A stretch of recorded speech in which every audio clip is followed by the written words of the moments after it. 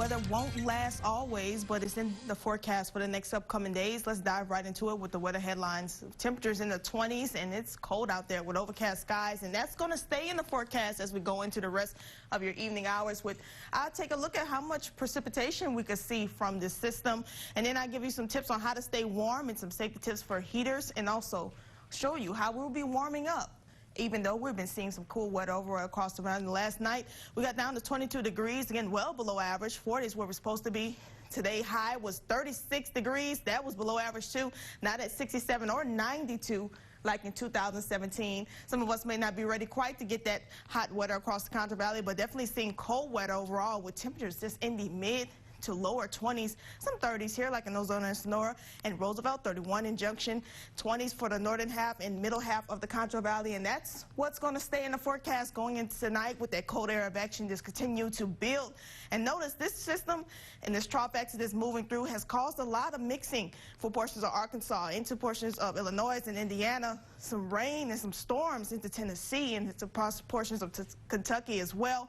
Overall, just seeing some cold air of action here and over Texas, picking up on some freezing rain and mixing out to our east near probably the College Station and Austin area. Some rain turning over to some mixing here, and that's what we could see going forward into the next couple hours here. Not so much mixing as we predicted. Most of it will be for our eastern half of Concho Valley. I think forward to the west will be pretty much clear, but definitely holding on to some temperatures dropping into the 20s.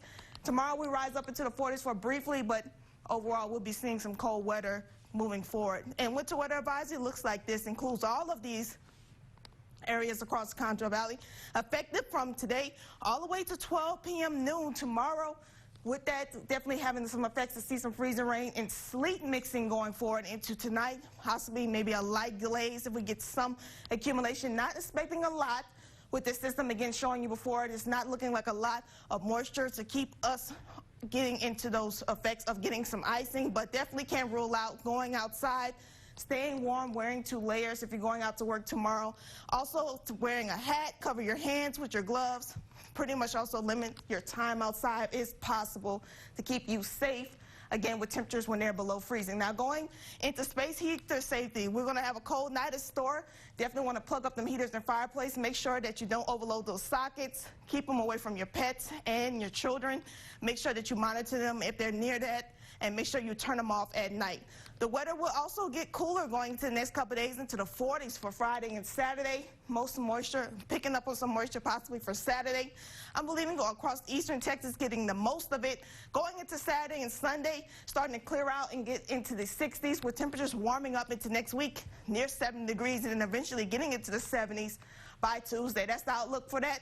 And tonight, if you want to know how cold is it need for some coffee, well, max warming needed with temperatures dropping down into the 20s and staying cool into the next 5 days here into the weekend. And then we warm up as we go into the next week with temperatures returning into the 60s and 70s in the start of next week. We'll be back with more KSAN.